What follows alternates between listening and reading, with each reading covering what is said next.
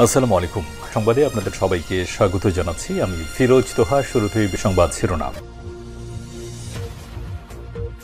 বাংলাদেশের সর্বশেষ গুরুত্বপূর্ণ আপডেট সংবাদে আপনাকে স্বাগত। শুরুতে সংবাদ শিরোনাম, পরে বিস্তারিত। শুরুতে জানাবো, চাঁদপুরে বিএনপির দুই গ্রুপের ব্যাপক সংঘর্ষ, আহত 10।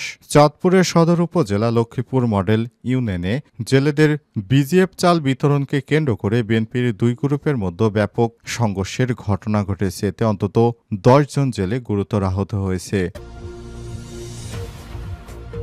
এরপর জানাবো, চাহিদা অনুযায়ী টাকা না পেয়ে ব্যাংক কর্মকর্তার নাক ফাটালেন বিএনপির ছাত্রদল নেতা। ফেনীতে চাহিদা অনুযায়ী টাকা না পেয়ে এক ব্যাংক কর্মকর্তার উপর হামলার অভিযোগ উঠেছে জেলা ছাত্রদলের সহসভাপতি রিয়াদুল করিমের বিরুদ্ধে। সোমবার 17 মার্চ দুপুরে শহরের একাডেমিক রোডস্থ গ্লোবাল ইসলামী ব্যাংকের উপশাখায় এই ঘটনা ঘটে।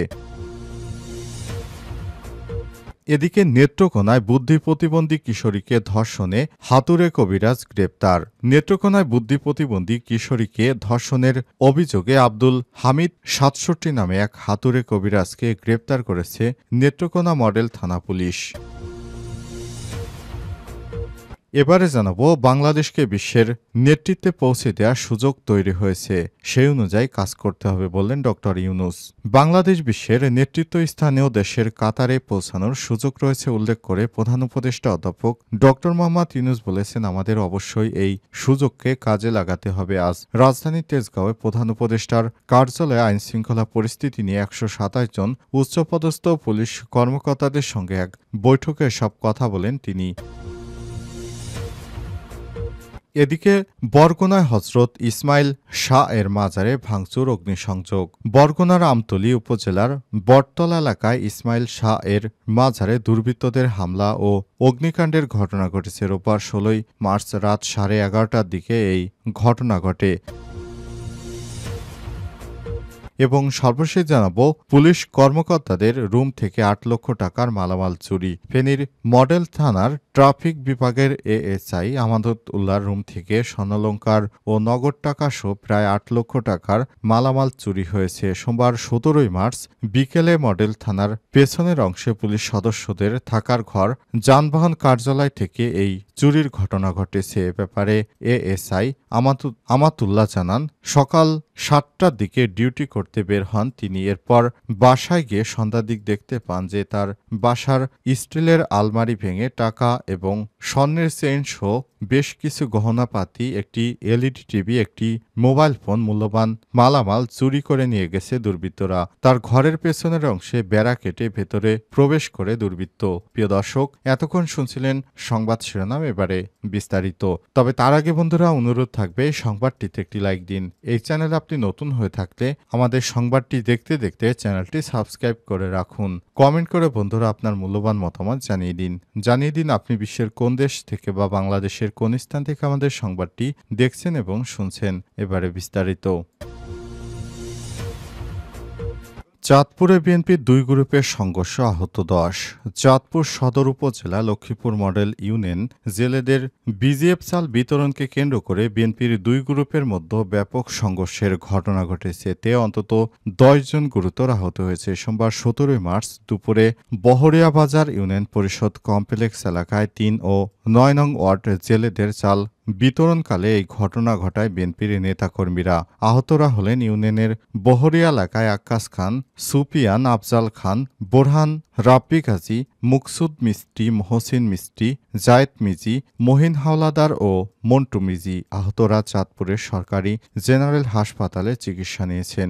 এদের মধ্যে গুরুতর আহত রাব্বিকে প্রাথমিক চিকিৎসা দিয়ে উন্নত চিকিৎসার জন্য ঢাকা মেডিকেল কলেজ হাসপাতালে রেফার করে কর্তব্যরত চিকিৎসক ওই ইউনিয়নের ৭ নং ওয়ার্ড যুবদল সভাপতি মুকসুদ মিজি জানান, গতকাল থেকেই জেলেদের চাল বিতরণ শুরু হয়েছে। ইউনিয়ন বিএনপির সভাপতি নূর ভূঁইয়া ৭ নং ওয়ার্ডের লোকদের আসতে নিষেধ করে, যার কারণে কেউ আসেনি, কিন্তু দূরে দাঁড়িয়ে থেকে দেখা গেছে নুরুভূয়া লোকজন যাদের কোনো জেলে কার্ড নেই তারা চালের বস্তা নিয়ে যাচ্ছে। তখন ওই কাজে বাধা দিলে মারামারি শুরু হয়। এদিকে স্থানীয়ভাবে খোঁজ নিয়ে এবং লোকজনদের সঙ্গে কথা বলে জানা গেছে ইউনিয়নের ৩ ও ৯ নং ওয়ার্ডে জেলেদের মাঝে সরকারি চাল বিতরণকে কেন্দ্র করে ইউনিয়ন বিএনপি সভাপতি নূর ভূঁইয়া অনুসারী আক্কাস খান, সুফিয়ান আফজাল খান, বোরহান রাব্বি এবং অপরপক্ষ ইউনিয়ন বিএনপির সহসভাপতি সুমন আহমেদ ভূঁইয়া তার অনুসারীদের মধ্যে ব্যাপক সংঘর্ষের ঘটনা ঘটে। কাউসারকে ১০ থেকে ১৫ জন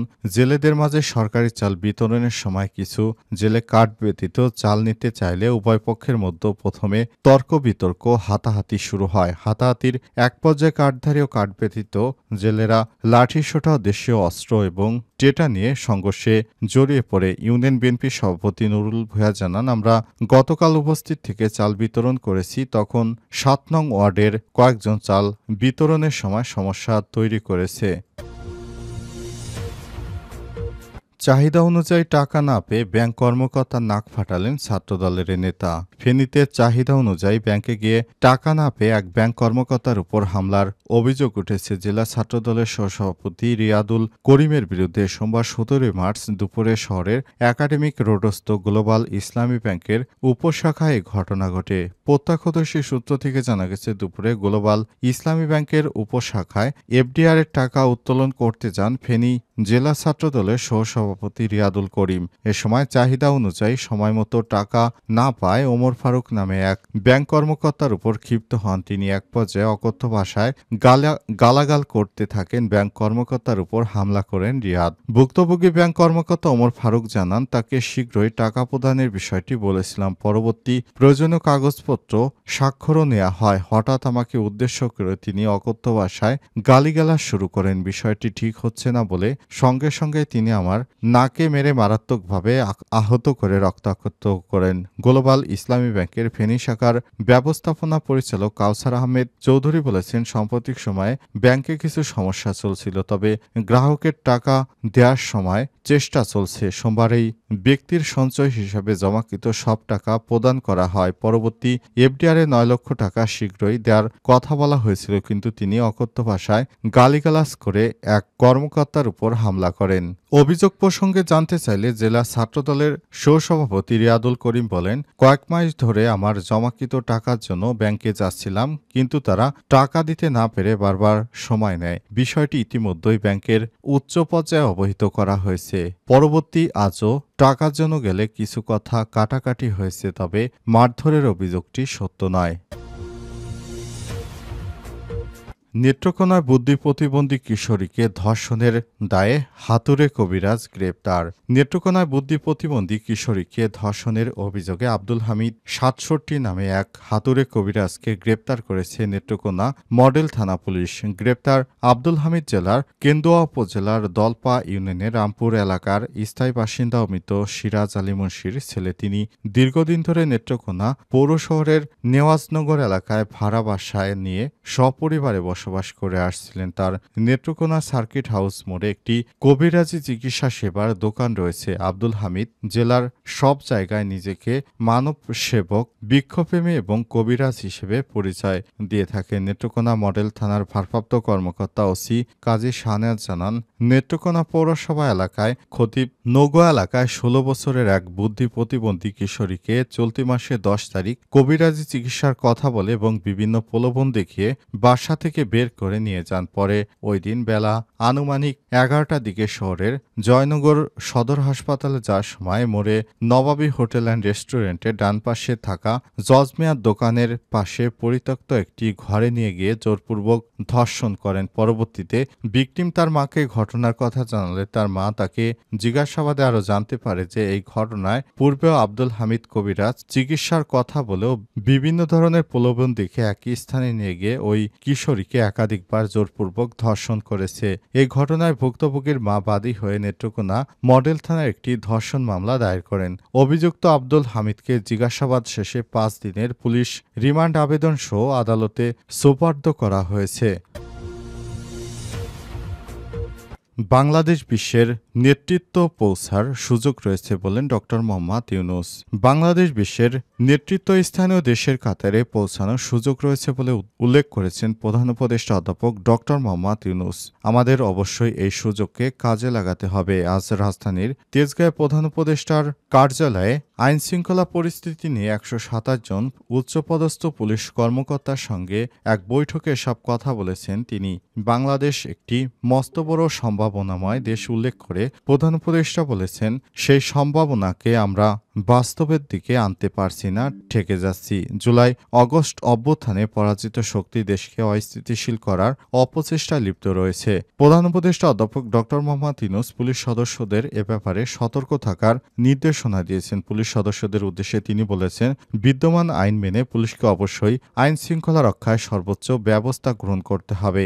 অন্তর্বর্তীকালীন সরকারের হাতে বেশি সময় নেই, ৭ মাস অতিক্রম করে ফেলেছি আমরা। তাই নতুন করে আমাদের যেন আর কোনো অস্থিতিশীল পরিস্থিতির মধ্যে পড়তে না হয়, এজন্য পুলিশ বাহিনীকে সর্বদা সজাগ থাকতে হবে বলে জানিয়েছেন অন্তর্বর্তীকালীন সরকারের প্রধান উপদেষ্টা অধ্যাপক ড. মোহাম্মদ ইউনূস। তিনি বলেছেন, বাংলাদেশকে বিশ্বের দরবারে নেতৃত্ব স্থানে পৌঁছে দিতে হবে, এজন্য আমাদের সরকার কাজ করছে। আপনারাও যার যা জায়গা থেকে বাংলাদেশকে একটি স্থিতিশীল জায়গায় নিয়ে যাওয়ার জন্য কাজ করুন। তাহলে বিশ্ব দরবারে বাংলাদেশের অবস্থান হবে অনেক ভালো পর্যায়ে। আমরা বিশ্ব দরবারে নেতৃত্ব দিতে পারব, এমনই আশঙ্কার কথা জানিয়েছেন প্রধান উপদেষ্টা অধ্যাপক ড. মোহাম্মদ ইউনূস। এছাড়াও বাংলাদেশের সাম্প্রতিক সময়ে ঘটে যাওয়া বিভিন্ন বিষয় নিয়ে পুলিশ সদস্যদের দিক নির্দেশনা দেন। কিভাবে বর্তমান সরকার পালিয়ে যাওয়ার পর, স্বৈরাচারী সরকার পালিয়ে যাওয়ার পর বর্তমান সরকার নানাভাবে অস্থিতিশীলতার মুখে পড়েছে এবং এই বিষয়টি কিভাবে মোকাবেলা করা যায় এ বিষয়ে পুলিশ কর্মকর্তাদের দিক নির্দেশনা দেন তিনি। ১২৭ জন মাঠ পর্যায়ের পুলিশের কর্মকর্তাদের নিয়ে এই বৈঠকটি করেন প্রধান উপদেষ্টা অধ্যাপক ড. মোহাম্মদ ইউনূস। তার রাজধানীর বাসভবন তেজগাঁয়ে বৈঠক অনুষ্ঠিত হয়। সেখানে পুলিশের ডিএমপি কমিশনার সহ পুলিশের আইজিপি বাহারুল আলম এবং পুলিশের অন্যান্য বিভিন্ন কর্মকর্তারা উপস্থিত ছিলেন। তারা অন্তর্বর্তীকালীন সরকারের নেতৃত্বকে স্বাগত জানিয়ে বলেছেন, তারা তাদের সাধ্যমতো দেশের আইন শৃঙ্খলা রক্ষায় কাজ করবে। এ সময় পুলিশের বিভিন্ন কর্মকর্তারাও প্রধান উপদেষ্টার সঙ্গে সাক্ষাতে তাদের নিজ নিজ বক্তব্য তুলে ধরেন বলে জানা গেছে।